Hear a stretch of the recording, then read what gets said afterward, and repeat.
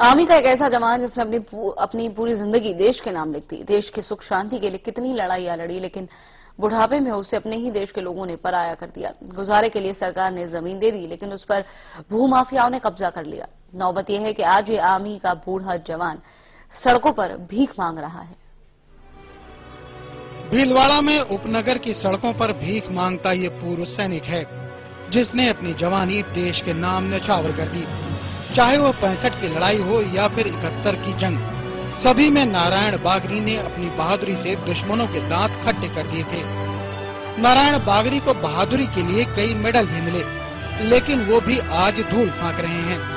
दरअसल नारायण बागरी नौकरी के दौरान गांव में छुट्टियां मनाने गए थे और वहीं पर किसी से हुए झगड़े में उनके हाथ की हड्डी टूट गई, जिसके बाद वो नौकरी पर नहीं जा सके और उन्हें नौकरी से निकाल दिया गया। यही वजह है कि नारायण बागरी को कोई पेंशन भी नहीं मिलती। हालांकि सरकार ने गांव में उन्हें जमीन दी है, लेकिन उस पर भी दबंगों ने कब्जा कर रखा है। कई बार थाने में शिकायत की, लेकिन मेडल की किसी ने लाज नहीं रखी। 2 वक्तों में लड़ाई में जा चुका। पाकिस्तान की लड़ाई के बाद में चीन की लड़ाई भी हुआ, उसके बाद में पाकिस्तान बांग्लादेश की लड़ाई भी हुआ। ये 3 ही लड़ाई में मैं वहाँ शामिल था। उसके बाद में 65 का तो ये मेडल मिला हुआ, रक्षा मेडल। 73 का ये पश्चिमी स्टार मिला। इतना बोलते हुए भी मेरे कोई भी सहायता नहीं मिली। मैं रोड पर भीख मांग कर खाता हूँ, गांव फिरता हूँ, मेरा कोई ठिकाना नहीं। थाना में जाऊँ तो थाना भी धक्का देता है, तहसील में जाऊँ तहसील वाला भी धक्का देता है, मेरे को कोई ठिकाना नहीं। तब मैं वकील को 6-7 हजार रुपया दे रही है वकील के राज। अब बूढ़ा की पेंशन चालू हुई और कुछ नहीं है मेरे को, अभी तक मेरे कोई सहायता नहीं है। अब मैं नौकरी करने से भी कोई फायदा क्या। नारायण बागरी की इस हालत पर उपनगरपुर के लोगों की आंखें शर्म से झुक जाती हैं।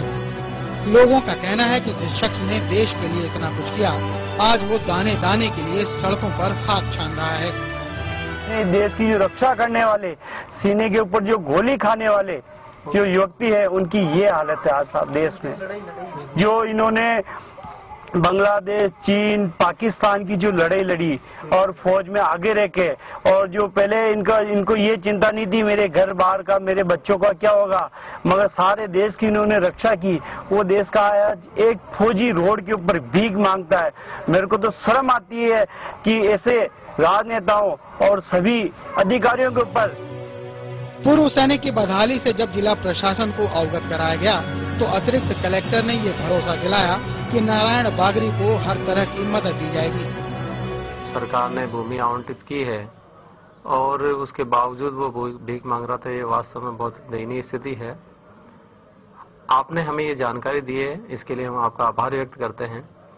उस भूतपूर्व सैनिक का हमने नाम नोट कर लिया है। हम उस भूतपूर्व सैनिक की भूमि के बारे में रेवेन्यू रिकॉर्ड के हिसाब से हम पता करा करके, यदि अभी भी भूमि उसके नाम पर है तो निश्चित रूप से हम उसको मौके पर जाकर कब्जा दिलवाएंगे और कुछ स्वयंसेवी संस्थाओं से भी आग्रह करके ऐसे व्यक्ति की हम मदद कराने की पूरी चेष्टा करेंगे। ऐसा नहीं है कि देश के इस जांबाज की गरीबी और लाचारी से प्रशासन ही मुंह मोड़े हुए है।